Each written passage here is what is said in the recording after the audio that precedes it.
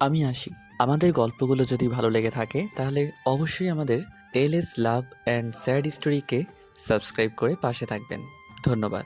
আর আমি প্রিয়াঙ্কা। আমাদের গল্পগুলো যদি ভালো লেগে থাকে অবশ্যই আমাদের LS love and sad story চ্যানেলকে সাবস্ক্রাইব করে পাশে থাকবেন।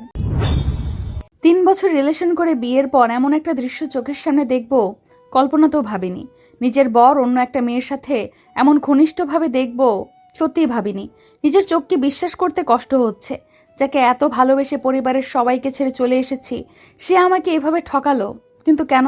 ও তো বলতো আমাকে অনেক ভালোবাসে। যদি ভালোই বাসে তাহলে এগুলো কি? সত্যিই কি ভালোবাসতো নাকি সব অভিনয়? না, আর ভাবতে পারছি না। আর দাঁড়ালাম না, নিচে চলে এলাম। কাল আমি আদির জন্য পরিবারের সবাইকে ছেড়ে চলে এসেছি। বাড়িতে সবাইকে আদির কথা বলেছিলাম, কিন্তু কেউ আমাদের মেনে নেয়নি। আমাকে সবাই বলেছে আদি ভালো না, ওকে যেন বিয়ে না করি। কিন্তু আমি ওকে এতটাই ভালোবাসি যে সবার কথা না মেনে আদির মিথ্যা ভালোবাসায় অন্ধ হয়ে গেছিলাম। তাই তো আদির এক কথায় সবাইকে ছেড়ে ওর হাত ধরে চলে আসি। আজ আমরা বিয়ে করেছি, কিন্তু রাতে আমার জন্য এমন একটা সারপ্রাইজ অপেক্ষা করছে সত্যিই ভাবতে পারিনি। সবার বিরোধিতা করে যার সাথে আসলাম সে আমাকে এভাবে ঠকালো। কথাগুলো ভেবে নিজেকে শেষ করে দিতে মন চাইছে। কেন আমি সবার বিরুদ্ধে গিয়ে ওকে বিশ্বাস করলাম? ভালোবাসার মানুষকে অন্য একটা মেয়ের সাথে দেখে বুকের ভেতরটা জ্বলে পুরো ছারখার হয়ে যাচ্ছে। আজকের এই রাত নিয়ে কতই না স্বপ্ন দেখেছিলাম। শত স্বপ্ন কেন মাটি করে দিল? কি দোষ আমার? কথাগুলো ভাবছি আর কান্না করছি। হঠাৎ চোখ গেল খাটের ঘরে ময়লার ঝুড়িতে। মনে হচ্ছে গিফট। আমি কাছে গিয়ে ঝুড়ির উপর করে দিলাম, আর সঙ্গে সঙ্গে ভেতর থেকে একটা চিঠি আর গিফট প্যাকেট বের হলো। যা দেখি আমার পায়ের নিচ থেকে মাটি সরে গেল। এগুলো তো আমারই দেওয়া।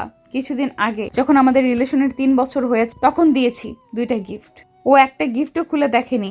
সব তো আমি যেভাবে দিয়েছিলাম সেইভাবেই আছে। যতগুলো চিঠি দিয়েছিলাম সব সেইভাবেই ভাঁজ করা। তার মানে এগুলোও খুলে দেখেনি। যত দেখছি ততই মনে হচ্ছে আদি আমাকে একটুও ভালোবাসে না। যদি ভালোবাসতো তাহলে এগুলো এভাবে ফেলে রাখতে পারতো না। তাহলে কি আদি কোনো দিন আমাকে ভালোবাসেনি? ভালো না বাসলে এতদিন এত ভালোবাসি ভালোবাসি বলতো সে? এগুলো কি ছিল? 3 বছর কি কম? আমার তো কখনো মনে হয়নি ও আমাকে ভালোবাসে না। আমার কত কেয়ার করতো। ও তো আমার পেছনে ঘুরতো। আমি মেনে নিচ্ছিলাম না বলে সুইসাইডও করতে গিয়েছে। সব কি অভিনয় ছিল? ভালো না বাসলে বিয়ে কেন করলো? ওই মেয়েকে যদি ভালোবেসে থাকে, ওকে যদি বিয়ে করতো, আমায় কেন করলো? বসে কান্না করতে লাগলাম। এর উত্তর দিতেই হবে। কেন আমার সাথে এমন করলো? কেন? কি অপরাধের জন্য এমন করেছে? ওকে বলতেই হবে। আমার ভালোবাসা নিয়ে চিনিমিনি কেন খেললো? হঠাৎ দরজা খুলে কেউ ভেতরে প্রবেশ করলো। আমি চোখ মুছে পেছনে তাকালাম। আদি এসেছে। আমাকে এইভাবে দেখে একটু অবাক হলো না, স্বাভাবিকভাবে তাকিয়ে চোখ ফিরিয়ে নিল। কিছু না বলে বাথরুমে চলে গেল। আমি ভেবেছিলাম আমাকে এইভাবে নিচে বসে থেকে কাঁদতে দেখে হয়তো কিছু বলবে, কিন্তু ও স্বাভাবিক চাহনি দেখে মনে হচ্ছে ও এটাই চাইছিল। এটা দেখে আরও কষ্ট লাগছে। কেন এমন করছে? আমি উঠে দাঁড়ালাম। আদি বাথরুম থেকে ড্রেস চেঞ্জ করে এসেছে। এসে আমার দিকে না তাকিয়ে খাটের দিকে গেল। ও কি শুতে যাচ্ছে মনে হয়। আমার সাথে কোনো কথা বলছে না। আমি নিজেই ওর সামনে গিয়ে দাঁড়ালাম। আদি, তুমি কোথায় ছিলে এতক্ষণ? আদি আমার মুখের দিকে তাকিয়ে আমার হাত ধরে সামনে থেকে সরিয়ে দিল। আমি আবার গিয়ে দাঁড়ালাম। কি হলো বলো? আমি তোমাকে কিছু জিজ্ঞেস করছি। কার সাথে ছিলে এতক্ষণ? আমাকে এখানে একা রেখে? তুমি তো আমায় ভালোবাসো, তাহলে কেন এমন করছো? আর আমার দেওয়া চিঠি, গিফট সবকিছু ফেলে দিছো কেন? তুমি তো বলেছিলে ওগুলো যত্ন করে রেখেছো। যা খুশি তাই করছি। আর আমি তোমাকে থাক, এখন প্রচণ্ড ঘুম পাচ্ছে, সামনে থেকে সরো তো। কি বললে তুমি? তোমার ঘুম পাচ্ছে? আর আমি যে কষ্টে মরে যাচ্ছি। কি হয়েছে তোমার, বলো না প্লিজ। তুমি তো আমাকে ভালোবাসো, তাই না? তাহলে এসব কেন করছো? তোমার জন্য আমি আমার পরিবারের সবাইকে ছেড়ে চলে এসেছি। তো আমি কি করব? আমি কি তোমাকে জোর করেছি নাকি? জোর করবে কেন? আমি তো তোমাকে ভালোবাসি, তাই এসেছি। কিন্তু তুমি কি আমাকে ভালোবাসো? আমার কথায় আদি এমন কথা বলবে আমি সত্যিই ভাবিনি। মুখের ওপর এই কথাটা বলতে পারলো কিভাবে? বলো, 3 বছর রিলেশন করে যাকে বিশ্বাস করে এখানে এসেছি, তার কাছে এমন কথা শুনে আর দাঁড়িয়ে থাকতে পারলাম না। ঠাস করে নিচে পড়ে গেলাম। তারপর আর কিচ্ছু মনে নেই। জ্ঞান ফিরে নিজেকে অন্ধকার ঘরে পেলাম। ভালো করে বোঝার চেষ্টা করছি আমি কোথায় আছি। এটা তো সেই রুম যেখানে আদি নিয়ে এসেছে। অন্ধকারের জন্য বুঝতে অসুবিধা হচ্ছিল। চারপাশে আদিকে খুঁজছি, কোথাও নেই। আমি তো আদির সাথে কথা বলতেছিলাম। ঘর অন্ধকার, আমাকে একা রেখে আবার কোথায় গেছে? ও তো তখন বলেছিল আমায় ভালোবাসে না, বলেছিল নাটক, যা আমি সহ্য করতে না পেরে জ্ঞান হারাই। কিসের জন্য এই নাটক করলো? কেন? আমি কি অপরাধ করেছি? কি করব, কি করা উচিত কিছুই বুঝতে পারছি না। কেন এমন করছে আমার সাথে? আবার আমাকে একা রেখে কোথাও চলে যায়নি। আদের মা নেই, বাবা চট্টগ্রাম থেকে ওখানেই বিজনেস করে, ঢাকায় আদি একাই থাকে। আমরা বিয়ে করেছি সেটা সে জানে নাকি আমি জানি না। আমি মেঘনা, আমরা মধ্যবিত্ত পরিবারের, বাবা মা আর ভাই, আমি ছোট্ট। বাবা একজন সরকারি চাকরিজীবী ছিলেন, বর্তমানে অবসরে আছেন। মা হাউসওয়াইফ, ভাই পুলিশ অফিসার। বাড়িতে সবাইকে যেদিন জানিয়েছিলাম, সকাল থেকে আদের কোনো কল আসেনি। সারাদিন অনেকবার ট্রাই করেছি। প্রচুর চিন্তা হচ্ছে, কেন ফোন দিচ্ছে না, আর আমার ফোন কেন রিসিভ করছে না, এসব চিন্তা করতেছি। রাতে ড্রয়িং রুমে বসে এসব ভাবছি। বাড়ির সবাই অবশ্য ভাবছে আমি এমন করছি কেন। সারাদিন কিছু খাইও নি। মা অনেক বলেছে কি হয়েছে আমার, আমি কিছু না বলেছি। ভাইয়া অফিস থেকে এসে আমাকে গোমরা মুখ করে বসে থাকতে দেখে অনেক কিছু জিজ্ঞেস করেছে, আমি কিচ্ছু বলিনি। আর বলবো কি করে, ভাইয়া জানলে অনেক বকবে আমি জানি। চিন্তা করতে করতে রুমে এসে বসলাম, অমনি ফোন বেজে উঠল। আমি তো দ্রুত ফোন নিয়ে নিলাম হাতে। এটা আদির কল। রিসিভ করে তো কান্না করে দিলাম। আদি, তুমি আমাকে ভালোবাসো না তাই না? ভালোবাসলে কি আজ সারাদিন আমাকে ফোন না দিয়ে থাকতে পারতে? বলেই আবার কাঁদতে লাগলাম। ওফ মেঘনা, তুমি এত ছেলে মানুষই কেন বলো তো? আর কখন বললাম তোমায় ভালোবাসি না? আমি জানি, ভালোবাসলে কি কথা না বলে থাকতে পারতে? আমার ফোনও রিসিভ করনি। আমি অনেক বিজি ছিলাম, তাই তোমার ফোন রিসিভ করিনি। এতে ভালো না বাসা কি হলো? তোমার জন্য আজ সারাদিন আমি না খেয়ে আছি। তুমি ফোন রিসিভ করনি বলে খায়ও নি। সবাই বুঝেছে আমার কিছু একটা হয়েছে। তুমি আর কোনো দিন এমন করো না কিন্তু। আচ্ছা, আর না খেয়ে থাকাটা উচিত না কিন্তু। যাও তাড়াতাড়ি খেয়ে আসো, পরে কথা বলবো। এখন খাবো না, আগে আই লাভ ইউ বলো। ওই পাশ থেকে কিছু শোনার আগে কারো চিৎকার শুনলাম। ভয়ে আমার আত্মা শেষ। এটা তো ভাইয়ার কণ্ঠ। হাত থেকে ফোন পড়ে গেছে। পেছনে তাকিয়ে দেখি ভাইয়া আগুন চোখে আমার দিকে তাকিয়ে আছে। ভাইয়া কি শুনে ফেলেছে? আব্বু আম্মুও কি ভাইয়ার চিৎকার শুনে দৌড়ে আসে? ভাইয়া আমার কাছে এসে ঠাস করে গালে চর বসিয়ে দিল। আমি অবাক হয়ে ভাইয়ার মুখের দিকে তাকিয়ে আছি। ভাইয়া এত সহজে মারে না। আমি খুব বড় কোনো অন্যায় করলে এমন জোরে মারে। তার মানে ভাইয়া সব শুনেছে। চর খেয়ে যে ব্যথা পেয়েছি তার থেকে বেশি ভয় লাগছে ভাইয়া সব শুনে ফেলেছে বলে। কার সাথে কথা বলছিলি বল? তার জন্য না খেয়ে আসিস? কি হলো, কথা বলিস না কেন? তোমাকে আদর দিয়ে বাদর তৈরি করা হয়েছে, নইলে এসব করতে পারতে না।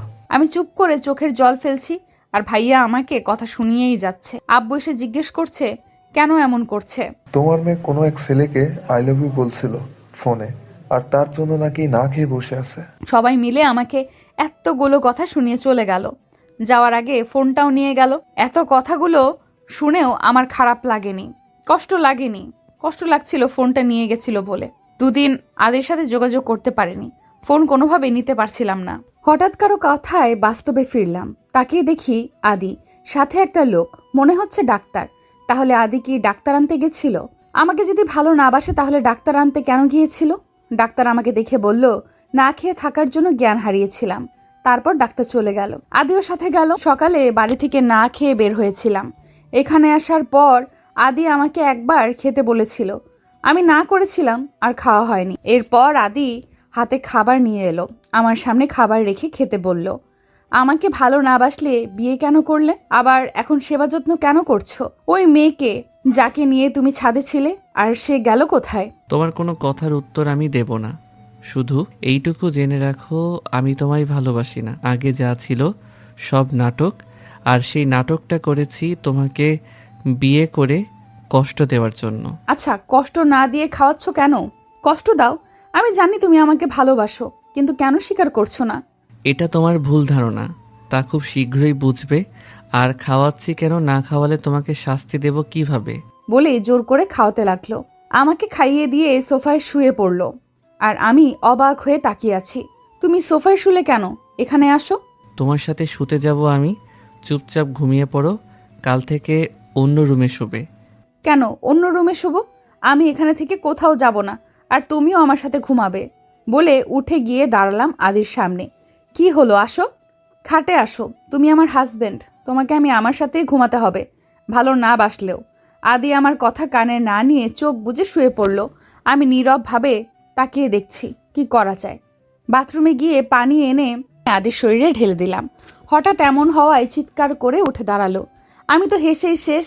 আমার হাসি দেখে রেগে তাকিয়ে, এটা কি করলে তুমি? আমি এখন ঘুমাবো কোথায়? অন্য রুমও অপরিষ্কার যে, সেখানে যাব? তোমার জন্য এগুলো হয়েছে। তুমি নিচে শোবে আর আমি খাটে। কথাটা বলেই খাটে শুয়ে পড়ল। আমিও খাটের দিকে এগিয়ে গেলাম। একদম খাটে আসবে না, নিচে অথবা ভেজা সোফায় শুয়ে পড়ো। তুমি নষ্ট করেছো, এখন তুমি কাজ করো। আমি আদির কথা কানে না তুলে খাটে শুয়ে পড়লাম। আমাকে শুতে দেখে আদি উঠতে লাগলো। আমি ওর হাত টেনে ধরে রাখলাম। প্লিজ আদি, যেও না। আমার না খুব খারাপ লাগছে, সত্যি অনেক খারাপ লাগছে। তুমি আমাকে ধোকা দিবে আমি এখনো বিশ্বাস করিনি। এগুলো সব মিথ্যা, তাই না বলো? সব মিথ্যে। তুমি আমাকেই ভালোবাসো। সব সত্যি মেঘনা, আমি সত্যি তোমাকে ভালোবাসি না। কখনো না, তুমি আমাকে ঠকাতে পারো না। আমি তোমার জন্য পরিবারের সবার বিরুদ্ধে গিয়েছি। কেন এমন করলে? ভালো না বাসলে কেন ঠকালে? বলো প্লিজ। বলবো, কিন্তু এখন না। এখন বলো প্লিজ, কি এমন কারণ যার জন্য আমার জীবনটা নষ্ট করে দিলে? তোমাকে কথা দিতে হবে একটা। কি কথা? আমি সব দিতে রাজি, তবুও বলো আমার কি অপরাধ যার জন্য আমাকে এভাবে ঠকালে? এখন আমি কিছু বলবো না মেঘনা। যেদিন তুমি সব জানবে সেদিন আমার লাইফ থেকে তোমাকে চিরদিনের জন্য চলে যেতে। আদি, এমন একটা কথা তুমি বলতে পারলে? আমি তোমাকে ছেড়ে চলে যাব? এটা কখনো, তোমাকে ছাড়া আমি থাকতে পারবো না। প্লিজ অন্য কিছু বলো। আর আমি কোথায় যাব বলো? বাড়িতে কেউ আমাকে উঠতে দেবে না। এখন তুমি ছাড়া আর কে আছে আমার? তাহলে আমি কিছু বলতেও পারবো না।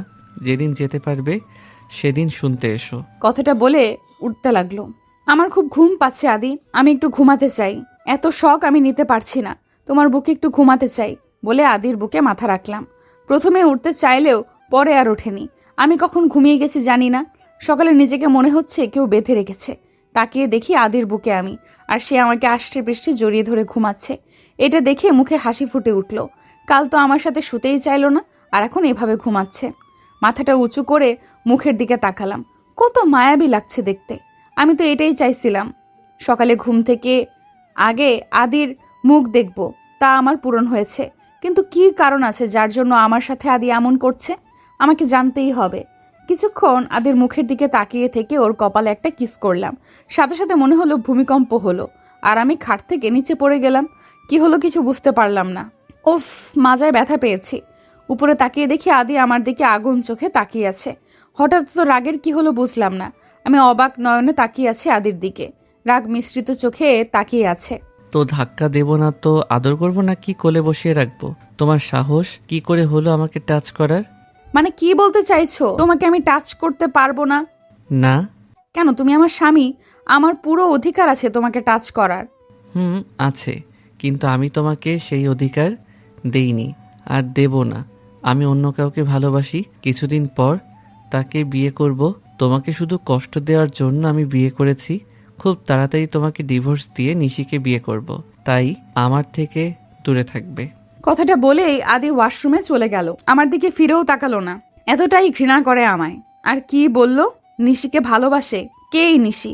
সেদিন রাতে যাকে দেখেছিলাম সেই কি নিশি? এইভাবে বলতে পারলো অন্য মেয়েকে ভালোবাসার কথা? আর কি বলল? ডিভোর্স দেবে আমাকে? না, এটা কিছুতেই হতে দেব না। আমি কখনো ডিভোর্স দেব না। শত অপমান করুক, কষ্ট দেখ, আমি আদিকে ছেড়ে কোথাও যাব না। আমাকে খুঁজে বের করতে হবে কি কারণে এত ঘৃণা আদি মনে আমার জন্য। বাড়ির কথা খুব মনে পড়ছে। মা, বাবা, ভাইয়া সবাই কেমন আছে? সবাই আমাকে হয়তো ঘৃণা করছে, আর ভালোবাসবে না কেউ আমাকে। সবাইকে পর করে চলে এসেছিলাম যার হাত ধরে বিশ্বাস করে, সেও তো আমাকে কষ্ট দিচ্ছে। আদি আমাকে বাড়ি থেকে তাড়িয়ে দিলে কোথায় যাব? আমার বাড়িতে যাওয়ার মুখ নেই, কারোর সামনে যেতে পারবো না। খুব তাড়াতাড়ি এসব জানতে হবে। পুরো শরীর ব্যথা হয়ে গেছে, উঠতেও পারছি না। আগে আমি একটু ব্যথা পেলে আদি পাগলের মতো হয়ে যেত, আর এখন নিজেই ব্যথা দিচ্ছে। কেন এত বদলে গেলে তুমি আদি? আবার আগের মতো হয়ে যাও না। কি হলো?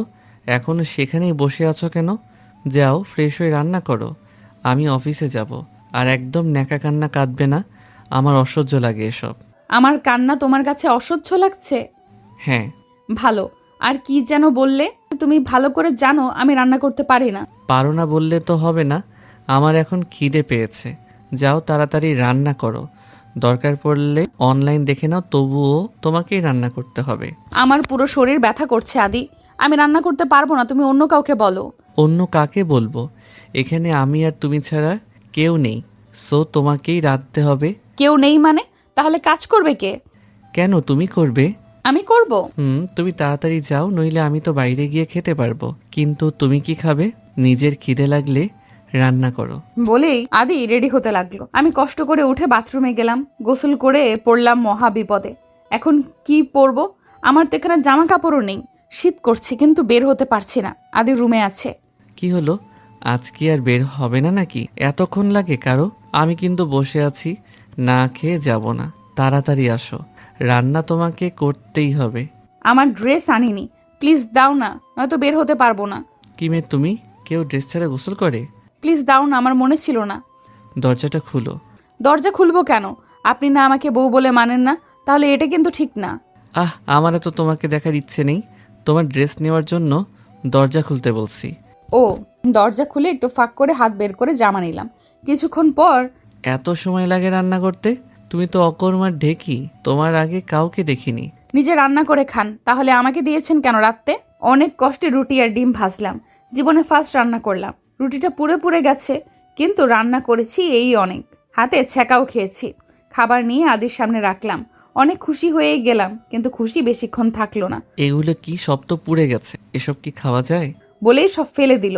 আমি ভেবেছিলাম আমার রান্না যেমনই হোক আদি মজা করে খাবে, কিন্তু আমার সমস্ত বিশ্বাস ভেঙে ফেলে দিল। তারপর চলে গেল। আমি সব আবার উঠিয়ে প্লেটে রাখলাম। চোখের পানি বাদ মানছে না। এত অবহেলা মেনে নেওয়া যায়? খিদে পেয়েছিল এখন, আর খাওয়ার ইচ্ছেও নেই। রুমে এসে শুয়ে পড়লাম। অনেক খারাপ লাগছে, একটু ঘুমানো দরকার। বিকেলের দিকে ঘুম থেকে উঠে এখন আর নড়তে পারছি না। এত খিদে পেয়েছে যে আমি নড়তেও পারছি না। এমনিতে আমার খিদে সহ্য করতে পারি না আমি, আর আজ সারাদিন না খেয়ে আছি। এইরকম কোনোরকম উঠে বাইরে এলাম। সিঁড়ি দিয়ে নামতেও পারছি না, এত দুর্বল লাগছে। মনে হচ্ছে এক্ষুনি পড়ে যাব। নিচে গিয়ে পুরো রুটি আর ডিম নিয়ে বসলাম। একটু ছিঁড়ে মুখে দিলাম। ছি, কি খারাপ হয়েছে খেতে। এগুলো কি খাওয়া যায়? তাও খিদে বেশি পেয়েছে বলে অনেক কষ্টে একটু খেলাম। ফোনও নেই যে আদিকে কল করব। একা একা এখন খারাপ লাগছে। ঘুমিয়েছিলাম বলে এতক্ষণ কোনো রকম লাগেনি। এখন বুঝতে পারছি বাড়িটা কত নিস্তব্ধ।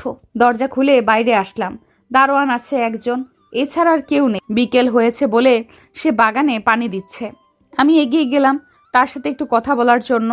আর তো কেউ নেই কথা বলার মতো। বাগানটা সুন্দর, আদি করেছে। মনে হয় সব ধরনের ফুল আছে। দারোয়ান কাকা আমাকে দেখে দৌড়ে এলো। কিছু বুঝলাম না, এমন দৌড়ে আসার কি আছে?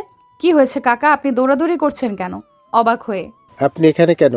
কিছু কি হয়েছে? কোনো দরকার থাকলে আমি যেতাম, আপনি কষ্ট করতে গেলেন কেন? এত ব্যস্ত হওয়ার কিছু নেই, আমি এমনিই এসেছি। বাড়িতে কেউ নেই তো, তাই একা একা ভালো লাগছিল না, তাই আপনার সাথে পরিচিত হতে এলাম। ও আচ্ছা, আর কখনো এভাবে বাইরে আইসেন না। আদি বাবা জানলে আমারে অনেক বকবে। এখন ভিতরে চলে যান। এত ভয় পাচ্ছেন কেন? আর বকবে কেন? আমি তো ঘুরতে এসেছি। সে আর কিছু না বলে চলে গেল। এত ভয় পাওয়ার কি আছে? ঘুরতেই তো এসেছি। দেখলাম সে গেটের কাছে গিয়ে তালা দিল ভালো করে, তারপর আবার গাছে পানি দিতে লাগলো। এখন বুঝলাম ভয়ের কারণ। আদি নিশ্চয়ই বলে গেছে আমি যেন বাড়ি থেকে না বের হই। তার মানে আদি ভেবেছে আমি পালিয়ে যাব। সত্যি কত বোকা আদি, আমি নাকি পালিয়ে যাব? এটা তো কখনো হবে না, শত কষ্ট দিক। আমি তো এত সহজে যাচ্ছি না। যাকে ভালোবাসি, যার হাত ধরে বাড়ির সবাইকে ছেড়ে এসেছি, সে কেন আমার সাথে এমন করছে সব না জেনেই চলে যাব? অসম্ভব। কথাগুলো ভেবে ভেতরে চলে এলাম। রাত 8টা বাজে, এখন পর্যন্ত আদি বাড়ি আসে নাই। এত বড় একটা বাড়িতে আমি একা ভয়ে ভয়ে আছি। কখন আসবে কে জানে? ওর কি একটু চিন্তা হচ্ছে না আমি কিভাবে আছি, কি করছি? এত পাষাণ হয়েছে ও। 9টার দিকে আদি বাড়ি এলো। মনে হয় অনেক পরিশ্রম করেছে দেখে অনেক টায়ার্ড লাগছে। এসে বাথরুমে গিয়ে গোসল সেরে এলো, তারপর ডাস করে খাটে শুয়ে পড়লো। আমি ওর মাথার কাছে গিয়ে বসলাম, তারপর মাথা টিপে দিতে লাগলাম। ও আমার হাত নিজের হাতের মুঠোয় নিয়ে বিড়বিড় করে কি যেন বলতে লাগলো। তারপর হাতটা ওর বুকে চেপে ধরলো। আমি ওর কথা বোঝার জন্য কানটা ওর মুখের কাছে এগিয়ে নিলাম, কিন্তু কিছুই বুঝতে পারছি না। আদি কি বলছো? আমি তো কিছুই বুঝছি না। এখন আর কথা বলছে না। মুখের দিকে তাকিয়ে দেখি ঘুমিয়ে গেছে। কি বলতেছিল আদি? শুধু ধোকা দিয়েছে কেন? এটা বুঝেছি, কে কাকে ধোকা দিয়েছে। খেয়ে এসেছে নাকি কে জানে। নিচে এসে কি করা যায় ভাবছি। পুরো কিচেন ঘুরে নুডলস পেলাম। আমার অনেক পছন্দ। আম্মু যখন রান্না করতো আমি দাঁড়িয়ে থাকতাম আম্মুর পাশে, কারণ ভাইয়াও নুডলস খাওয়া নিয়ে ঝগড়া করতাম সব সময় দুজন। আম্মুর রান্না মনে করে নুডলস রাঁধলাম। একটু খেয়ে দেখলাম ভালো হয়েছে, খাওয়া যাবে। প্লেটে করে রুমে এসে দেখলাম এখনো শুয়ে আছে আদি। আমি কাছে গিয়ে কয়েকবার ডাকলাম, কোনো সাড়া শব্দ নেই। হাত দিয়ে ধাক্কা দিলাম। এ কি, শরীর এত গরম? ভালো করে মাথায় ঘাড়ে হাত দিয়ে দেখি প্রচণ্ড গরম। তার মানে আদির জ্বর এসেছে। এত জ্বর, এখন কি করব আমি? আমি তো কাউকে চিনিও না। এখনকার ডাক্তার পাবো কই? আমার জ্বর আসলে আম্মু পানি ভিজিয়ে দিত, আমিও তাই করি, দেখি কাজ হয় নাকি। অনেকক্ষণ দিলাম কিন্তু কিছুই হচ্ছে না। আদির নাম্বার নিয়ে দারোয়ান কাকাকে ফোন দিলাম, সেও ফোন ধরছে না। কয়েকবার দিয়ে রেখে দিলাম, মনে হয় ঘুমিয়ে পড়েছে। একটু পর কলিং বেল বাজানোর শব্দ পেলাম। এত রাতে আবার কে এলো? দরজার কাছে এসে বললাম, কে? ম্যাডাম, আমি শফিক, আপনাদের দারোয়ান। আমাকে ফোন দিয়েছিল আদি বাবা। ও আপনি? আপনি তো আমার ফোন রিসিভ করছিলেন না। দরজা খুললাম। কি হয়েছে ম্যাডাম? এত রাতে ফোন দিয়েছিল কেন আদি বাবা? আদি না, আমি দিয়েছি। কেন, কি হয়েছে? আদির অনেক জ্বর এসেছে, আমি কি করব ভেবে পাচ্ছি না। আপনি একটু ডাক্তারকে খবর দিতে পারবেন? পারবো। আপনি এত চিন্তা করেন না, আমি আসছি। একটু পর শফিক ডাক্তার নিয়ে আসে। 2 দিন জ্বর থাকে আদির। এত কষ্ট হচ্ছিল ওর, উঠতে পারে নাই। আমাকে কিছু বলেও নি। এই 2 দিন আমি ওর সাথেই থেকেছি। দারোয়ান কাকাকে বলে বাইরের খাবার আনিয়ে খাইয়েছি। এদিকে আমার বাবা মা মেয়ের চিন্তায় শেষ। আমার মেয়েটা কোথায় চলে গেল? 4 দিন হয়ে গেছে মেয়েটা নিখোঁজ। তুমি যদি মেনে নিতে ওই ছেলেকে, তাহলে আজ মেয়েটা চলে যেত না। কোথায় আছে, কি করছে, কে জানে। বলেই কান্না করতে লাগলো রুমা বেগম, মানে আমার মা। রেগে কথাগুলো বলল মহিউদ্দিন, আমার বাবা। ওই মেয়ের জন্য কেঁদে কি হবে? সে কি আমাদের কথা ভেবেছে? নিজের জন্য আমাদেরকে পর করে অন্য একটা ছেলের হাত ধরে চলে গেছে। ওই মেয়ের জন্য আর কাঁদবে না। তুমি বুঝবে না, মায়ের মন মেয়ে শত খারাপ হলেও মা কখনো তাকে ভুলতে পারে না। আমিও পারবো না। তুমি আমার মেয়েকে ফিরিয়ে দাও। ওর যার সাথে খুশি থাক, মেনে নাও। 2 দিন তো কম খুঁজলাম না, আর ওর নাম মুখে আনবে না। বলেই উঠে চলে গেল। আমার মা আমার জন্য কষ্ট পাচ্ছে। মেয়েরা এমনই হয়, সন্তান শত ভুল করলেও ক্ষমা করে দেয়। আমার ভাই অফিস থেকে সোজা চলে গেছে বন্ধুদের সাথে আড্ডাখানায়। কিরে মেঘ, তুই এইখানে কেন? বন্ধু ছাড়া তো আসিস না, আজ একেবারে অফিস থেকে এইখানে চলে এলি? কিছু না বলে মদের বোতল হাতে নিয়ে খেতে লাগলো। এটা কি করছিস আজ? এগুলো খাচ্ছিস কেন? বাড়ি যাবি না? আংটি তোকে এভাবে এখন দেখলে অনেক কষ্ট পাবে, কিন্তু এমনিতেই মেঘনাকে খুঁজে পাওয়া যাচ্ছে না। আমি পারছি না, আর আমার অনেক কষ্ট হচ্ছে। এগুলো না খেলে আমি পাগল হয়ে যাব। তোর বাবা মার জন্য নিজেকে শক্ত রাখা উচিত। উনি ঠিক বলেছে। এইসব ভুল। বাড়ির সবার জন্য খুশি থাকা, ভালো থাকা। মেঘনার কোনো খোঁজ পেয়েছিস? না রে, পাইনি। অনেকক্ষণ থেকে বাড়ি ফিরে এলো মেঘ ভাইয়া। আজকে খাওয়াটা বেশি হয়ে গেছে। নিজেকে কন্ট্রোল করে কলিং বেল দেওয়ার সাথে সাথে দরজা খুলল। আম্মু আজও জেগে আছে। কিরে, এলি কেন? তুইও চলে যা আরেকজনের মতো। আর আসতে হবে না, কাউকে দরকার নেই। মা। তুই মদ খেয়েছিস? না মানে কি বলবো আমি বুঝতে পারছি না। কি হলো বল? এগুলো খেয়ে বাড়ি আসার আগে আমার জন্য বিষ নিয়ে আসতি। তোদের জন্য কি কোনো দিন শান্তি পাবো না? একজন চলে গেছে ভালোবেসে, আর একজন দেবদাস হয়ে ঘুরছে। বলেই আম্মু কাঁদতে কাঁদতে চলে গেল। আমি নিজের রুমে চলে আসলাম। সত্যি কি অনেক খারাপ হয়ে গেছি? কিন্তু কেন? ভালোবেসে? অতীতের পাতায় ডুব দিল ভাইয়া। কিরে, না খেয়ে বেরিয়ে যাচ্ছিস যে? একটু আগে তো খেলাম, আবার খাবো কি বলছো? 10টায় খেয়েছি, আর এখন মাত্র 11টা বাজে। ভাইয়া বিরক্ত হয়ে কথাটা বলল। সে তার মাকে চেনে, কোথাও যেতে গেলে সব সময় এমনই করে। তাই কি হয়েছে? খেয়েছিস বলে একটু পর তো আবার খিদে পাবে। আমি এক খাবার টিফিনে বক্সে বেড়ে রেখেছি, ওটা নিয়ে যা, রাস্তায় খেয়ে নিস। কেন যে দূরে গিয়ে পড়তে হবে বুঝি না। এখানে কি পড়ার জায়গা নেই যে চট্টগ্রামে যেতে হবে? কথাগুলো বলেই কান্না কান্না ভাব করে উঠল আম্মু। মেঘ ইনোসেন্ট মুড নিয়ে বলল, উফ আম্মু, তুমি আবার শুরু করলে।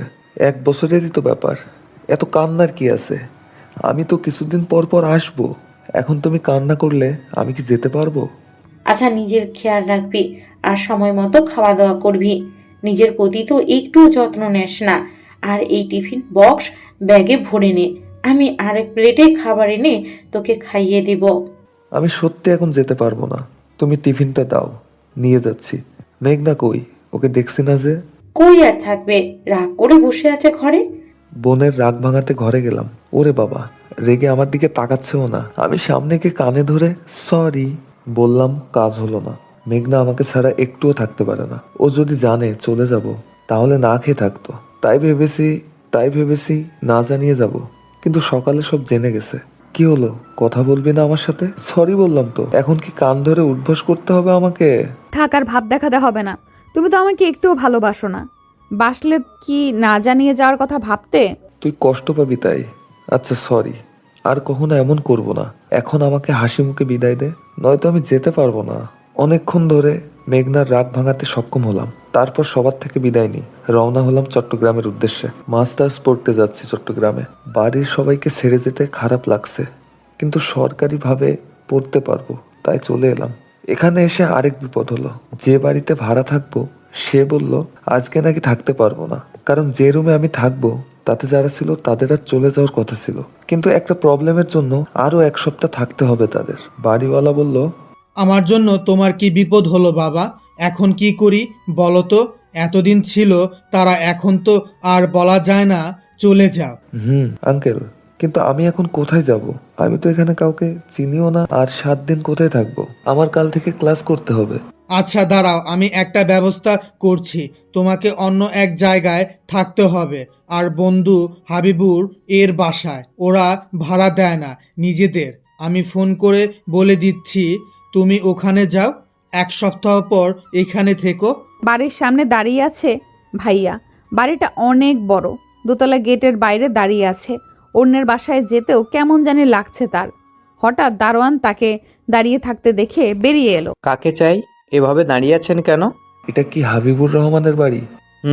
তার সাথে কথা বলে ভেতরে ঢুকলো ভাইয়া। চারপাশে দেখছে অনেক সুন্দর বাড়িটা, একদম সাজানো গোছানো, সব কিছু দেখছিল। হঠাৎ একটা মিষ্টি কণ্ঠের গান কানে এলো। তার গানটা যেন হৃদয় ছুঁয়ে যাচ্ছে। কে গাইছে এত সুন্দর করে, জানার খুব ইচ্ছে হলো।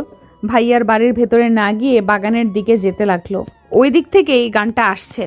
এই দিকটা তো আরো সুন্দর, নানা ফুলের গাছ, 4-5 ফুলের গন্ধে মম করছে। মুগ্ধতার সাথে দেখছে আর এগিয়ে যাচ্ছে। হঠাৎ দেখলো একটা মেয়ে গান গাইছে আর নাচছে, আর অন্যদিকে যার জন্য ভাইয়া মুখ দেখতে পারছে না। ও দেখার চেষ্টা করছি, কিন্তু অন্যদিকে ঘুরে আছে। মেয়েটা একটা নীল রঙের ফ্রক আর সাদা ওড়না কোমরে বেঁধে রেখেছে, চুলগুলো বেনি করে রেখেছে। হঠাৎ নাচতে নাচতে তার দিকে ঘুরলো আর সাথে সাথে চিৎকার করে উঠলো। ভাইয়া কিছু বুঝলো না, মেয়েটার সাথে ভাইয়াও চিৎকার করে উঠলো। মেয়েটি হঠাৎ চিৎকার থামিয়ে অবাক চোখে আমার দিকে তাকালো। আর আমি মেয়েটির চোখে হারিয়ে গেছি। অসম্ভব সুন্দর দেখতে। মুগ্ধ হয়ে তাকিয়ে আছি মেয়েটির দিকে, অন্য কোনো দিক খেয়ালই নেই। হঠাৎ চেঁচামেচিতে বাস্তবে ফিরলাম। এই মিস্টার, আপনি কে? আর এভাবে চিৎকার করলেন কেন? আমি তো আপনার চিৎকার শুনে চিৎকার করলাম, আপনি চিৎকার করলেন কেন? আমি তো আপনাকে দেখেই চিৎকার করেছি, কিন্তু আপনার চিৎকারের কারণটা বুঝলাম না। আপনি কে আর এখানে কি করছেন?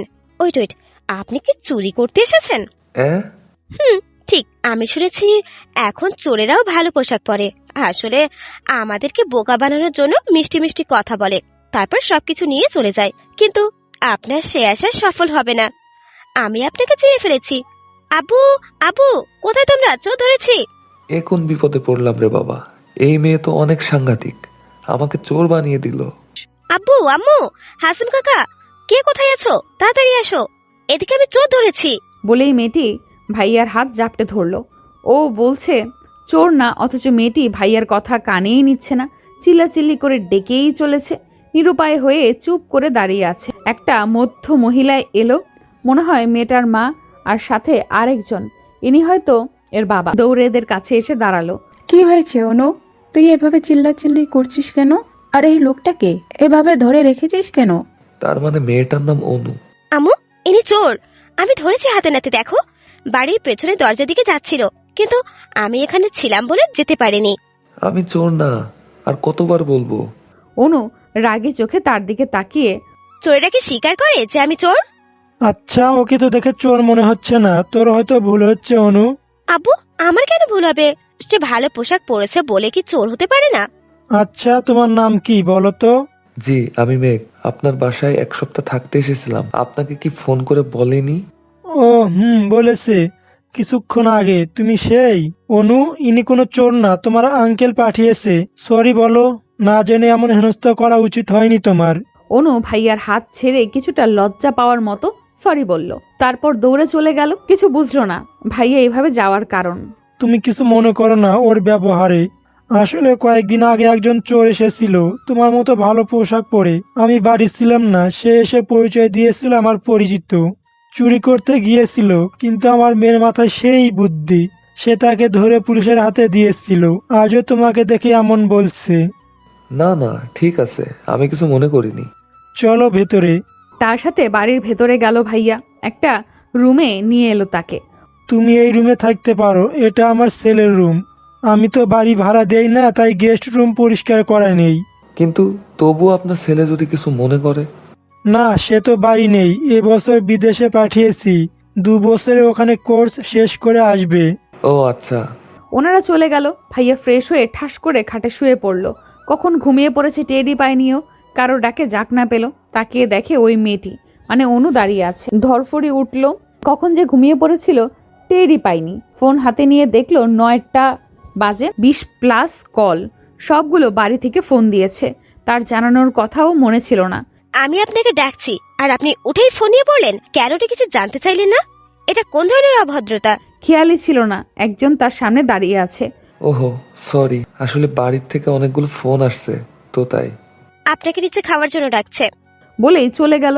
মেয়েটা জানি কেমন একটা, এই রাগ দেখায় আবার অভিমান করে। ভাইয়া বাড়িতে ফোন দিয়ে কথা বলল, সাথে বকাও খেলো ফোন না ধরার জন্য। তারপর নিচে গিয়ে খেয়ে রুমে এসে দেখ অনু মেয়েটা বসে আছে। ঢোকার সাথে সাথে জিজ্ঞেস করলো মেয়েটা, আপনার নাম কি? আমি মেঘ। বাড়ি কোথায়? ঢাকা। কিসে পড়েন? এই মেয়ে তো আমার মনে হচ্ছে আমার ইন্টারভিউ নিচ্ছে মাস্টার্সে। তারপর আর কিছু না বলে চলে গেল। ভাইয়া হাবলার মতো তার যাওয়ার দিকে তাকিয়ে ভাবছে, এগুলো জিজ্ঞেস করলো কেন, আর আমি উত্তরই বা দিলাম কেন? পরদিন সকালে ঘুম থেকে উঠে বারান্দায় দাঁড়ালো। হঠাৎ নিচে চোখ গেল, দেখে অনু গাছে পানি দিচ্ছে খুব যত্ন সহকারে। তাতে বোঝা যাচ্ছে ও মেয়েটা গাছের অনেক যত্ন নেয়। হঠাৎ উপরে তাকালো, আর তাকে দেখেই কেমন যেন ভেঙচি কাটলো। ভাইয়া তো হতবাক, এই মেয়ে তার সাথে এমন করছে কেন? সকালে নাস্তা করতে করতে অনুর মা ডাকতে এলে নিচে এসে খাবার খেয়ে ভার্সিটিতে চলে এলো। নতুন কিছু ফ্রেন্ড হলো, ক্লাসগুলো ভালোই হয়েছে। 3টার দিকে বাড়ি আসলো। গেটের ভেতরে ঢুকতেই মনে হলো কিছু ছুঁড়ে মারা হলো। সামনে তাকিয়ে অবাক ভাইয়া, কারণ অনুর পুরো শরীর ভিজে আর কাদা ভরা মাটিতে ভেজা। তার মানে বৃষ্টি হয়েছে। কিন্তু অনুর অবস্থা দেখে ওকে যে কেউ বলবে এই মেয়ে বাচ্চা না হলে এমন কাদায় গড়াগড়ি খেত। কাদা ছেটাচ্ছে, যার ফলে শরীরেও কাদা এসে লেগেছে। একটু রেগেই কাছে গেল। এগুলো কি, আমার শরীরে কি দিয়েছেন দেখেন। অনু ভাইয়ার দিকে তাকিয়ে হিহি করে হেসে উঠল। যাও একটু রেগে ছিল ওর ওই হাসি দেখে ভাইয়া সমস্ত রাগ উবে কোথায় গেল কে জানে। ওর হাসিতেই হারিয়ে গেল। মুগ্ধ হয়ে ওর হাসি দেখছে, অপূর্ব সুন্দর লাগছে। আবার কিছু শরীরে ছিটে আসায় বাস্তবে ফিরল ও। তাকিয়ে অনু আবার শরীর কাদা দিচ্ছে। এগুলো কি, আপনি আমার শরীরে আবার কাদা দিচ্ছেন কেন?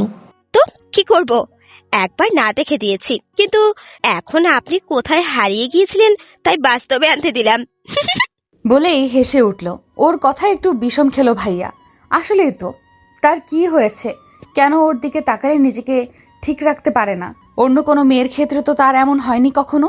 তাহলে আর কিছু না ভেবে দ্রুত গতিতে চলে এলে ওর সামনে থেকে। রাতে রুমে শুয়ে আছে আর ভাবছে কি হলো তার, কেন খালি অনুর মুখটাই ভেসে ওঠে। কি জন্য? ভাইয়া কি ওকে ভালোবেসে ফেলেছে? না না, এটা কিছুতেই হতে পারে না। সে এখানে নিজের প্রয়োজনে তাদের সহায়তায় আছে, তাদের সাথে এটা করা ঠিক হবে না। ও আর বেশি অনুর কাছে যাবে না। 2 দিন যেদিকে অনু আছে সেদিকে কত গিয়েছে, কিন্তু অনুর সাথে কথা বলার ইচ্ছে কিছুতেই দমাতে পারেনি সে। খুব করে কাছে চায় ওকে, তাদের বিশ্বাস ভাঙতে চায় না বলে নিজেকে দূরে রাখতে চায়। কিন্তু অনু একটু পর পর এটা ওটা বলেই থাকে। 5 দিনের দিন ছাদে বসে বাড়িতে কথা বলছিল, মনে হচ্ছে কেউ তার পেছনে দাঁড়িয়ে আছে। কথা শেষ করে তাকিয়ে দেখে অনু আগুন চোখে তাকিয়ে আছে। কিছু বুঝতেছে না ভাইয়া। এভাবে রাখছে কেন? হঠাৎ আমার কাছে এসে ঠাস করে ফোনটা নিয়ে ফেলে দিতে গেল। আমি তাড়াতাড়ি করে ফোনটা নিয়ে নিলাম। এসব কি অনু? আপনি আমার ফোন ছুঁড়ে মারতে যাচ্ছিলেন কেন? আপনি কার সাথে কথা বলছিলেন? কেন? বলুন। যার সাথে ইচ্ছা তার সাথে বলেছি, তা আপনাকে কেন বলবো? হঠাৎ তার কলার ধরে চিৎকার করে বলতে লাগলো, বলবেন, বলতে বাধ্য আপনি, কারণ আমি আপনাকে ভালোবাসি। অন্য কোনো মেয়েকে আপনি আই লাভ ইউ বলতে পারেন না। অনুর মুখে এই কথাগুলো শুনে ভাইয়া এতটাই শক হয়েছিল যে কতক্ষণ কথা বলতে পারেনি, সে নিজেও জানে না। এখন আমি আমার ভাড়া করা বাসায় আছি। এই কথাগুলো ভাবছিল, হঠাৎ ফোনের শব্দ এলো। কানে ফোন হাতে নিয়ে দেখে অনু কল করেছে। 1 মাস হয়েছে সে অনুদের বাড়ি থেকে চলে এসেছে। এখন ভাইয়াদের রিলেশন চলছে। সেদিন অনু না বললে হয়তো এটা সম্ভব আগতেও হতো না। হ্যালো, কি ব্যাপার, কি সকাল থেকে তোমার কোনো খোঁজ খবর নেই? ভার্সিটি থেকে এসে একটা ঘুম দিয়েছিলাম, তাই আর ফোন দেওয়া হয় নাই। সরি। আচ্ছা, মাফ করলাম, কাল দেখা করব। কাল কিন্তু আমার ক্লাস আছে। আমি কিছু শুনতে চাই না, কাল দেখা করব। বলেই ফোন রেখে দিল। পরদিন অনু লজ্জায় লাল হয়ে আছে। মেঘ ভাইয়া পলকহীন তাকিয়ে আছে অনুর দিকে। মেঘ মুগ্ধ নয়নে তাকিয়ে আছে, কারণ আজ অনু তাকে অনেক বড় সারপ্রাইজ দিয়েছে। নীল কালারের শাড়ি পরে এসেছে, অপূর্ব লাগছে, কিছুতেই চোখ সরানো যাচ্ছে না। মেঘ ভাইয়া হাত উঠিয়ে অনুর খোলা চুলগুলো মুখের ওপর থেকে কানে গুজে দিল। আজকে আমাকে পাগল করতে এভাবে এসেছো? কি? তুমি তো বলেছিলে তোমার শাড়ি পছন্দ না, কখনো পরতেও না, তাহলে আজ পরলে যে? আমার পছন্দ না, কিন্তু তোমার পছন্দ। তোমার জন্য আমিও পছন্দ পাল্টে ফেললাম। সত্যি? না, মিথ্যে সব। দূর। মেঘ ভাইয়া রাগ করে অন্যদিকে তাকালো। অনু বুঝেছে রাগ করেছে, কি করে রাগ কমাবে ভাবছে। হঠাৎ করে অনু মেঘকে জড়িয়ে ধরলো। মেঘ তো অনুর জড়িয়ে ধরায় শখ হয়ে আছে। কি হলো, এত শখ হওয়ার কি আছে? তোমাকে কি জড়িয়েও ধরতে পারবো না নাকি? তোমাকে আজ একটু বেশি রোমান্টিক লাগছে। কি, দাঁড়াও দেখাচ্ছি। তাই? আর আমার কাছে তোমাকে হাবাগোবা মনে হচ্ছে। বলেই মেঘ অনুকে ধরবে, কিন্তু তা কি আর সম্ভব? অনু তো উঠে দাঁড়িয়ে দৌড়। মেঘ ভাইয়াও উঠে অনুর পেছনে দৌড়াতে লাগলো ধরার জন্য। সারাদিন অনু মেঘের সাথে সময় কাটায়। 3টার দিকে বাড়ি ফিরে আসে। দেখতে দেখতে 6 মাস চলে গেল মেঘ আর অনুর রিলেশনের। রাতে মেঘ অনুর সাথে কথা বলছিল, হঠাৎ বাড়ি থেকে কল আসে। ওয়েটিং কল চালু থাকায় বুঝতে পারে রাত তখন 12টার কাছাকাছি। এত রাতে বাড়ি থেকে ফোন দেখে মেঘ প্রচন্ড অবাক, সাথে ভয়ও পায়। অনু, ফোন রাখো তো। কেন, কি হয়েছে? তোমার কি আবার ঘুম পাচ্ছে?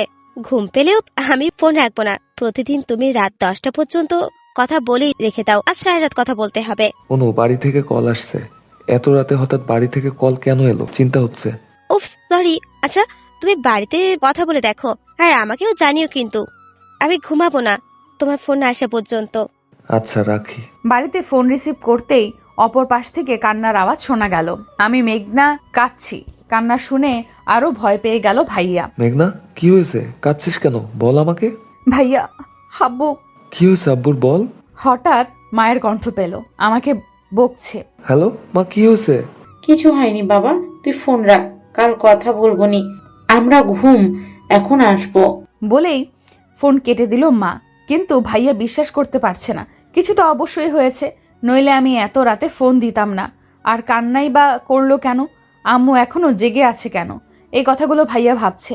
চিন্তায় আর অনু কল করার কথা মনেই ছিল না। ফোনের রিংটোনে বাস্তবে ফিরলো, তাকিয়ে দেখে অনু কল করছে। হ্যালো। তোমাকে না বললাম আমি জেগে থাকবো কলের জন্য, তুমি কল করলে না কেন? মনে ছিল না। বাড়ির কি খবর? কেন ফোন করেছিল জানো? না, কিছু বললো না, কিন্তু আমার বিশ্বাস কারো কিছু হয়েছে। এখন কি করতে চাও? কাল বাড়ি যাব। তোমার তো ক্লাস আছে। তবুও মিস দিয়েই যেতে হবে। বাড়ির জন্য চিন্তা হচ্ছে, না গিয়ে জানা পর্যন্ত আমি শান্তি পাবো না। আচ্ছা, যা ভালো বোঝো করো, আর এখন এত চিন্তা করো না, ঘুমিয়ে পড়ো। আচ্ছা। পরদিন মেঘ ভাইয়া বাড়ি এলো আর জানতে পারলো আব্বু হার্ট অ্যাটাক হয়েছে। সবাইকে বকলো না জানানোর জন্য। 2 দিন হয়েছে অথচ তাকে জানানো হয়নি। এখন একটু সুস্থ আছে। একদিন থেকে আবার চলে এলো মেঘ ভাইয়া, আর এও বলে এলো নেক্সট যেন কিছু না বলে করে। ভালোই কাটছিল সবকিছু, কিন্তু ভালোটা বেশি দিন গেল না। একদিন, মেঘ তোমাদের বাড়িতে আমাকে নিয়ে যাবে? মানে তুমি যাবে? হুম। বউ করে একেবারে নিয়ে যাব, চিন্তা করো না। আমার না এখনই যেতে ইচ্ছে হচ্ছে, নিয়ে চলো না প্লিজ। তুমি কি আমাকে নিয়ে যেতে ভয় পাচ্ছ? কি বলছো? ভয় পাবো কেন? তাহলে নিয়ে যেতে চাইছো না কেন? তোমার জন্য। আমার জন্য? আমাদের বাড়িতে যেতে হলে তোমাকে থাকতে হবে, কিন্তু তুমি তোমার বাড়িতে কি বলে যাবে? সেটা আমি ভেবেই রেখেছি। তুমি নিয়ে যাবে নাকি তাই বলো। আধঘাত বেঁধে নেমেছো? আচ্ছা, কিন্তু আমার এক্সামের পর। আচ্ছা। আজ মেঘ ভাইয়ের সাথে যাবে অনু। সকাল থেকে গোছগাছ করছে। মেঘ ঢাকা থেকে নিতে আসবে। মেঘ ভাইয়া 1 সপ্তাহ আগে গিয়েছে বাড়ি। আমার তখন বাড়িতে মানাতে পারিনি।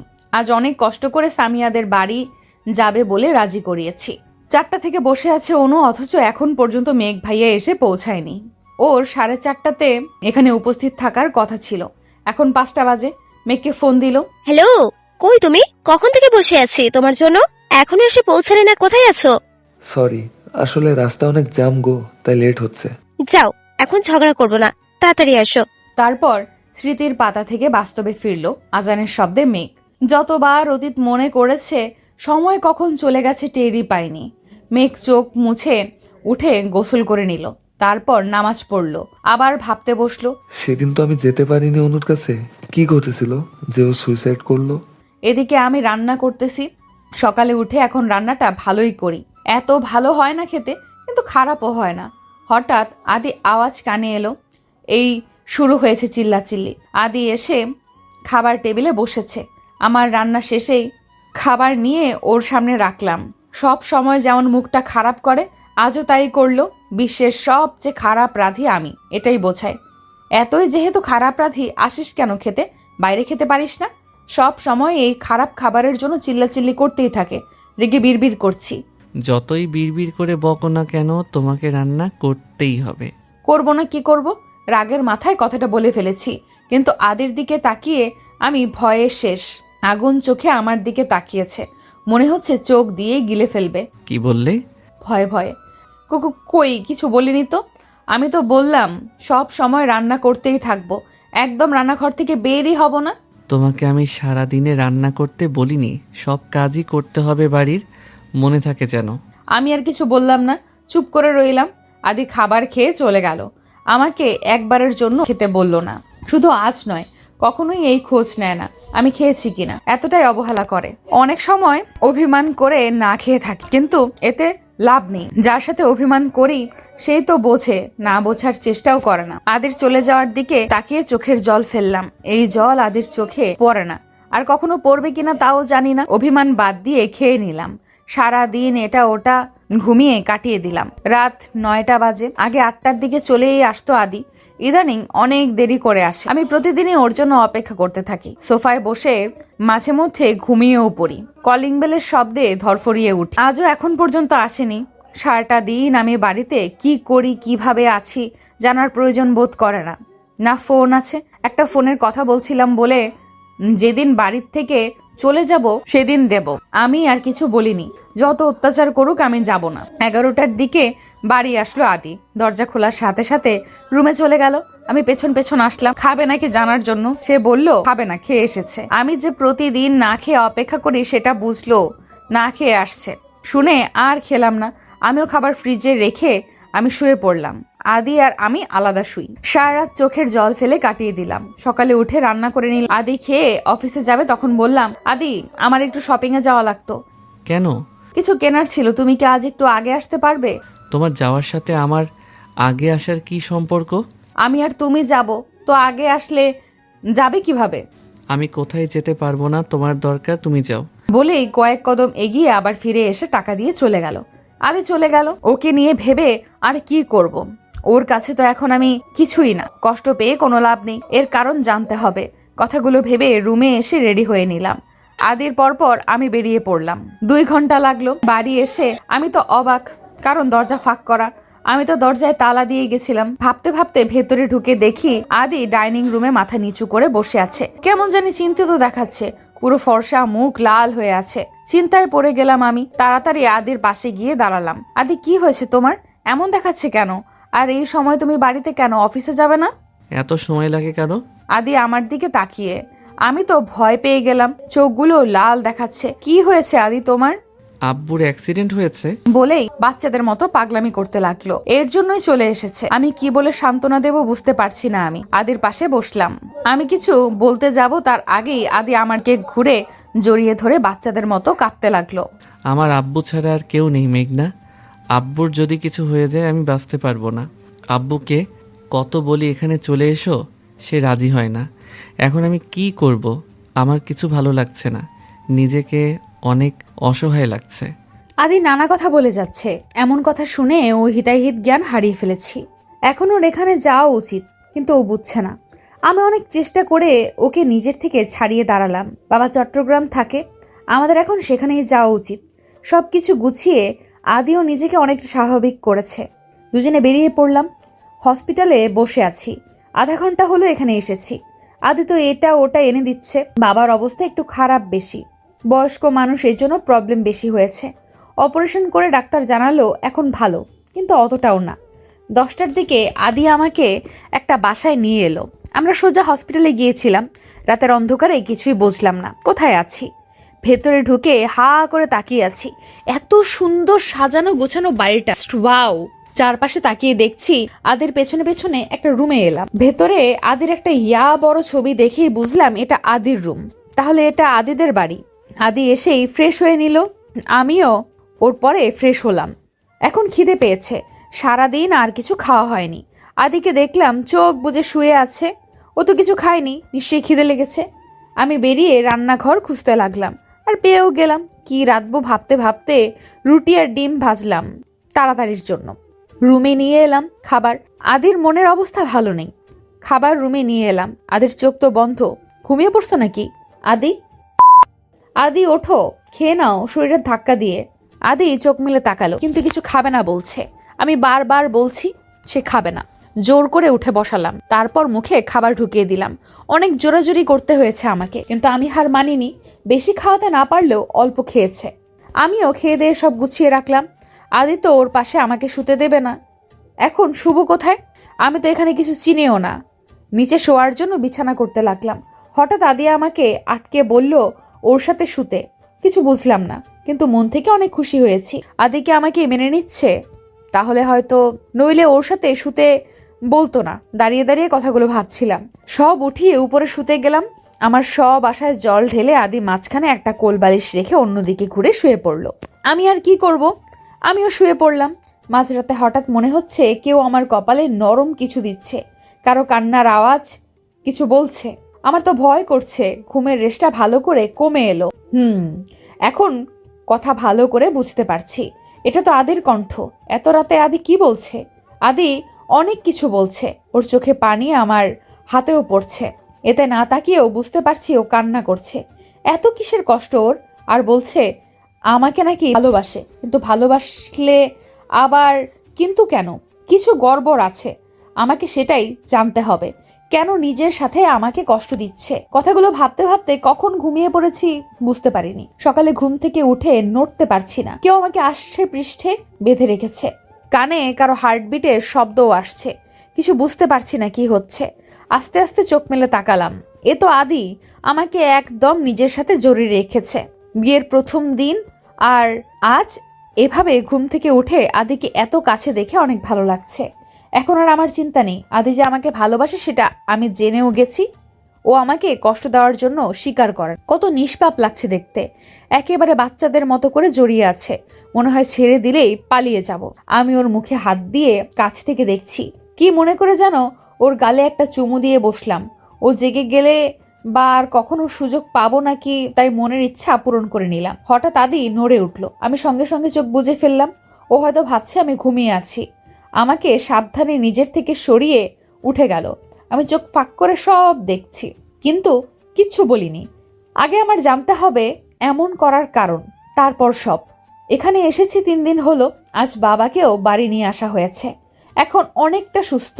আমাকে প্রথমে চিনেনি, পরে আদি সব বলেছে।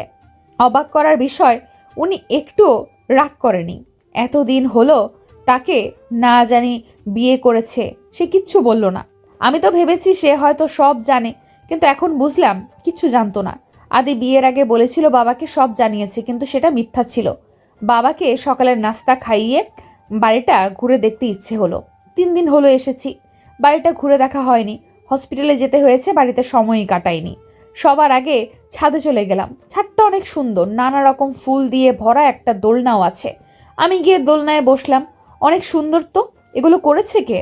আদি কি ফুল পছন্দ করে, নাকি বাগানেও ফুল, ছাদেও ফুল? আদির পছন্দ মনে হয়, কিন্তু ও যে বলেছিল ও ফুল বেশি পছন্দ করে না, তাহলে এত ফুল গাছে কেন বুনে রেখেছে? চিন্তায় পড়ে গেলাম, কিন্তু কিছুই মাথায় আসছে না। ছাদ থেকে নেমে চোখ পড়ল আদির পাশের রুমে। এই রুমটায় একবারও যাওয়া হয় নাই। একবার রুমে আসি, ঘরের দিকে যেতে লাগলাম, দরজা খুলে ঢুকে গেলাম। অন্ধকার রুমটা, লাইট অন করব এমন সময় ঝড়ের গতিতে কেউ হ্যাচকা টান দিয়ে রুমের বাইরে নিয়ে এলো। আমি তো কিছুই বুঝতে পারলাম না কি হলো। আদি আমাকে রুমে এনে ঠাস করে মেঝেতে ফেলে দিল। পড়ে গিয়ে মাথায় একটু ব্যথাও পেলাম। অবাক হয়ে আদির দিকে তাকিয়ে আছি। তোর সাহস কি করে হলো ওই রুমে ঢোকার? আমি কিচ্ছু বুঝতে পারছি না, এত রাগার কি আছে? সামান্য একটা রুমে গিয়েছি বলে। কি হলো, কথা বলছিস না কেন? আর যদি ওই রুমে যেতে দেখি, সেই দিনই চলে যাবি এই বাড়ি ছেড়ে। এমনিতেও আর বেশি দিন থাকতে পারবি না, কারণ খুব শিগগিরই ডিভোর্স পেপার আমার হাতে চলে আসবে। ডিভোর্সের কথা শুনে তো আমি আটকে উঠলাম। আদি আমাকে ডিভোর্স দেবে? আদির আর কোনো কথা আমার কানে যাচ্ছে না, শুধু একটা কথাই কানে বাজছে, ডিভোর্স। এত কিছু করেও কি আমি আদির মন ঘোরাতে পারলাম না? কি করে বলতে পারলো আদি এই কথাটা? এইভাবেই নিচে কিছুক্ষণ বসে রইলাম, কিন্তু বসে থেকেই কি হবে? কেউ কি আসবে দেখতে? না। তাই নিজেই কষ্ট করে উঠে দাঁড়ালাম। ওইদিকে বাবার খাওয়ারও টাইম হয়ে যাচ্ছে। আদিকে আর দেখলাম না, কোথায়ও কথাগুলো বলে বেরিয়ে গেছে। আমিও আর কিছু ভাববো না, অনেক ভেবেছি। এই হয়তো সব ঠিক হয়ে যাবে। না, কিছু ঠিক হবে না, আর হয়ওনি। 4 মাসের উপরে হয়ে গেছে, আদির মধ্যে আমি কোনো পরিবর্তন দেখিনি। এই কয়েকদিন একটু বিশ্বাস ছিল আমাকে ভালোবাসে, কিন্তু তাও মিথ্যা হয়ে গেল। ভালোবাসলে ডিভোর্সের কথা বলতে পারতো না। বাড়ির সবার কথা অনেক মনে পড়ছে, অনেক। একটা ফোনও নেই যে একটু কথা বলবো। বাথরুমে গিয়ে ফ্রেশ হয়ে এলাম। আয়নার সামনে দাঁড়িয়ে আছি, কপালে কেটে গেছে। কিছু সময় দেখে বাদ দিলাম। রান্না করতে গেলাম। রান্না শেষ করে বাবার রুমে খাবার নিয়ে গেলাম। বাবা চোখ বুজেছিল, আমার যাওয়ার সাথে সাথে চোখ খুলে তাকালো। কিরে, সকালে পর আর এলি না যে? আসলে এই, তোর মাথায় কি হয়েছে রে? দেখি, এদিকে আয় তো। ও কিছু না বাবা, এমনি। আমার থেকে কিছু লুকাবি না, আমি তোকে ছেলের বউ না মেয়ে ভাবি, তাই বাবার কাছে বলবি না? মিথ্যে কোথায় বললাম? তাহলে বল, কি হয়েছে? ব্যথা পেলি কিভাবে? কি করে সত্যি কথা বলবো? না, সত্যিটা বলা যাবে না। বেখেয়ালি হয়ে পড়ে গিয়েছিলাম। একটু দেখে চলবি তো, কি হয়েছে দেখছিস? অনুটাও এমন ছিল, একটু অসাবধানে চলাফেরা করতে খালি। আর বললাম না কিছু। আমি চিন্তায় পড়ে গেলাম। আবার অনুটাকে বাবার দিকে তাকিয়ে দেখি চোখ দিয়ে পানি পড়ছে। বাবা অনুকে, বাদ দে ওসব, এদিকে এসে বস তো, আমি ওষুধ লাগিয়ে দিচ্ছি। তুমি খেয়ে ওষুধ খাও তো, আমি পরে লাগিয়ে নেবনি। আমার কথা শুনলই না, জোর করে ওষুধ লাগিয়ে দিল, নিজের আব্বুর মতো করে আদর করে। কিন্তু অনু নামটা মাথা থেকে যাচ্ছে না। কে এই অনু? আর আদি বা এমন অদ্ভুত আচরণ করলো কেন? ওই রুমে যাওয়াতে কি আছে? কেন জানি মনে হচ্ছে ওই রুমে গেলে আমি অনেক প্রশ্নের উত্তর পাবো। ওই রুমে আমাকে যেতেই হবে। কথাগুলো রুমে বসে ভাবছিলাম। কারোর রুমে প্রবেশে বাস্তবে ফিরি, তাকিয়ে দেখি আদি চোখ মুখ ফুলে আছে। এসে একবার আমার দিকে তাকিয়ে বাথরুমে চলে গেল। আমি একবার তাকিয়ে চোখ ফিরিয়ে নিয়েছি। সব সময় খারাপ ব্যবহার করে। আমি কথা বলি, তবুও এবার আর না। থাক তুই তোর মতো। আনকেয়ার ভাব নিয়ে বসে আছি। আদি ফ্রেশ হয়ে এসে খাটের কোনায় বসলো। একবার আমার দিকে তাকায় তো একবার ফোনের দিকে তাকায়। অনেকক্ষণ হয়ে গেল ওইভাবেই বসে আছে। আমিও কি করব, টপ করে শুয়ে পড়লাম। এটা হয়তো ভাবেনি যে আমি এখন শুয়ে পড়ব, কারণ আদি খাওয়ার আগে এইভাবেই বসে। আমি খেতে ডাকলেই খেতে যায়। আজ আর ডাকছি না, অবাক হয়ে তাকিয়ে আছে। আমি আর উঠিনি, আদিও ডাকেনি। মাগরিবের আজান শুনে জাগনা পেলাম। আশেপাশে তাকিয়ে দেখি আদিকে দেখতে পেলাম না। পরদিন আদি সকাল সকাল ঢাকা গেল। ওই অফিসে যেতে হবে কোন এক দরকারে। আমি আর কথাই বলিনি। এই সুযোগ ওই রুমে যাওয়ার, দেখতে হবে কি আছে। রুমের সামনে দাঁড়িয়ে আছি, ব্যথাটায় চোখ নিয়ে, কারণ সামনে তালা ঝোলানো। শিওর আদির কাজ এটা। কি করা যায় এখন? ঢুকবো কি করে? আবার রুমে এসে সব জায়গায় চাবি খুঁজতে লাগলাম। না, কোথাও নাই আদি। সকালে যে শার্ট পরেছিল ওইটা সোফায় ছিল। কি মনে করে যে ওইটা হাতে পকেটে পেয়ে গেলাম চাবিটা। খুশিতে আমার নাচতে মন চাইছে এখন। দ্রুত চাবি নিয়ে ওই রুমে ঢুকলাম। লাইট অন করে বাচ্চাদের রুমের মতো একদম পুরো রুমে পুতুল দিয়ে ভরা। আমি কি পাবো এখানে? আর রুমটা কার? এই ঘরে আসার জন্য আদি এত রিয়্যাক্ট করলো কেন? কিছু মাথায় আসছে না। দেওয়ালে একটা ছবি দেখে অবাক হলাম। একটা মেয়ের ছবি। কে এই মেয়ে? আমার মনে হচ্ছে চিনি, কিন্তু কোথায় দেখেছি? কিছুক্ষণ ভেবেই মনে পড়ে গেল এই মেয়ের ছবিই তো ভাইয়ার ফোনে দেখেছিলাম। নাম অনু বলেছিল, কিন্তু এখানে এই মেয়ের ছবি কেন? আদির সাথে কি সম্পর্ক তার? একটা ডায়েরি চোখে পড়লো। কৌতূহল নিয়ে ডায়েরিটা হাতে নিলাম। অনুর ডায়েরি, কিন্তু এটা এখন পড়া যাবে না। ডায়েরিটা আমি নিয়ে যাই, আবার পরে রেখে যাবনি। হঠাৎ বাইরের ভেতরে কয়েকটা পেজ দেখতে পেলাম। পেজগুলো বের করে হাতে নিলাম। এটা তো এই ডায়েরির পেজ, এখানে কেন? ছেঁড়া হয়েছে মনে হচ্ছে। আমি ওই পেজগুলো নিয়ে এলাম। রান্না শেষ করে বাবার কাছে গেলাম। এখন বাবা অনেকটা সুস্থ, হাঁটাচলা করতে পারে। বাবাকে খাইয়ে দিয়ে এলাম। 3টার মতো বাজে, আমিও খেয়ে নিলাম। এখন রুমে বসে আছি। একবার ডায়েরিটা পড়ার কথা ভাবছি তো আরেকবার আদির কথা ভাবছি। এই বুঝি এসে পড়ে না, আর বসে থাকতে ভালো লাগছে না। উঠে ডায়েরিটা নিয়ে বসলাম। এখানে তো আদির কথাও আছে। তার মানে অনু আদিরই বোন। এতদিনের সম্পর্ক ছিল, আমি জানতেই পারিনি। ডায়েরি পড়ে এটা বুঝতে পারলাম, এই সেই মেয়ে যাকে ভাইয়া ভালোবাসতো। কিন্তু সে কোথায় এখন? বিয়ের পর তো কখনো দেখিনি, আর এখানে আসার পরও না। ভাইয়া তো আর কিছু বলেনি। অনেক ডেসপারেট হয়ে গেছিল সেই ঘটনার পর। এখানে তো আমাদের বাড়ি যাব পর্যন্ত আছে। তাহলে আদি কি এই ডায়েরি পড়েই ভাইয়াকে ভুল বুঝেছে? না, আমাকে ওর ভুল ভাঙাতে হবে, কিন্তু কারণটা তো আমার জানতে হবে। আর যদি অনুর সাথে একবার আমার দেখা হতো, ওই তো বলতে পারতো। হঠাৎ ডায়েরির ছেঁড়া পেজের কথা মনে পড়লো। ওইখানে কিছু থাকতে পারে। ওই পেজগুলো নিয়ে পড়তে লাগলাম। ওই দিনের ঘটনা। অনু 7টা পর্যন্ত এখানে বসে রইল। না মেঘের আসার নাম ও গন্ধ নেই। রাগ হচ্ছে প্রচন্ড, বারবার কল করছে, কলও রিসিভ করছে না। এখন ফোনটা বন্ধও বলছে। এখন ওর রাত হয়ে গেছে। বাড়িতেও বলে এসেছে সামিয়াদের বাড়ি যাবে, কিন্তু এখান থেকে তাদের বাড়ি কাছে, সামিয়াদের বাড়ি দূরে। কিন্তু এখন বাড়ি যাওয়া যাবে না। সামিয়াকে কল করে জানিয়ে দিল ও আসছে। সামিয়া অনেক কিছু জিজ্ঞেস করতে চেয়েছিল, কিন্তু অনু বলেছে ও এসে সব বলবে। কল কেটে দিয়ে উল্টো দিকে যেতে লাগলো। সামিয়াদের বাড়ি ওই দিকেই। হঠাৎ পেছনে কারো পায়ের আওয়াজ পেল। বারবার পেছনে তাকাচ্ছে, কিন্তু কাউকে দেখছে না। এখন তার ভয় করছে, কিন্তু কি করবে? ভয় করলেও এখন যত দ্রুত সম্ভব সামিয়াদের বাড়ি যেতে হবে। রাস্তাটা পুরো জনশূন্য, কোনো মানুষের আনাগোনা দেখা যাচ্ছে না। যত এগিয়ে যাচ্ছে মানুষও কম দেখছি। আর একটু গেলেই অটো স্ট্যান্ড। ওখানে যেতে পারলে আর চিন্তা নেই, একেবারে সামিয়াদের বাড়ি। ভয় ভয়ে এগিয়ে যাচ্ছে। হঠাৎ কেউ পেছন থেকে তার মুখ চেপে ধরলো। অনুর চোখ বেঁধে দিল। সে তো ছুটার জন্য ছটফট করছে, কিন্তু ছুটতে পারছে না। অন্য কিছু দেখতেও পারছে না, কারণ তার চোখ বাঁধা। তারা তাকে মনে হয় গাড়িতে উঠিয়েছে। কিছু ছেলেদের কণ্ঠ শুনল, তারা বাজে কথা বলছে। এখনো বুঝতে পারছি এরা খারাপ লোক। ওর সাথে কি খারাপ কিছু করবে? অনু নিজেকে বাঁচাবে কিভাবে? ভয়ে তার হাত পা ঠান্ডা হয়ে যাচ্ছে, নড়াচড়া করছে, চিৎকার করতে চাইছে, কিন্তু তার হাত মুখ চোখ সব বাঁধা। কি করবে? শেষ রক্ষা আর করতে পারিনি। নিজেকেও সেদিন ওই লোকগুলো অনু সব শেষ করে দিয়েছিল। এইটুকু পড়ে আর পড়ার মতো অবস্থা নেই। আমার চোখ দিয়ে অঝরে পানি পড়ে যাচ্ছে। এমন খারাপ কিছু আছে কল্পনাও করিনি, আর পড়িনি। ডায়েরি সামনে নিয়েই ভাবছি সেদিন ভাইয়া কেন যায়নি। সেদিন মেঘ খুশি মনে বাড়ি থেকে বেরিয়ে যায়, বাড়িতে সবাইকে সব জানিয়ে। সবাই ফ্রি ছিলাম বলে ভাইয়া তার ভালোবাসার কথা জানিয়ে দেয়। সেদিন আমি আর মা তো সেই খুশি, ভাইয়াও খুশি মনেই হয়। কিন্তু অপেক্ষা করতে করতে রাত 10টা বেজে যায়, কিন্তু তার কোনো খবর নেই। ফোন দিলেও ধরে না। সারা রাত পার হয়ে যায়, কোনো খবর আসে না। সবাই চিন্তায় পড়ে যায়। 5টার দিকে একটা ফোন আসে, সেটা ভাইয়ার নাম্বার দেখেই আমি, মা, আব্বু খুশি হয়ে ফোন রিসিভ করি, সাথে রেগেও যাই।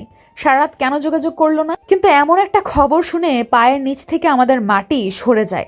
ভাইয়ার অ্যাক্সিডেন্ট হয়েছে। ভাইয়ার অবস্থা অনেক খারাপ। মাথায় প্রচুর আঘাত পাওয়াতে 1 মাস অসুস্থ থাকে।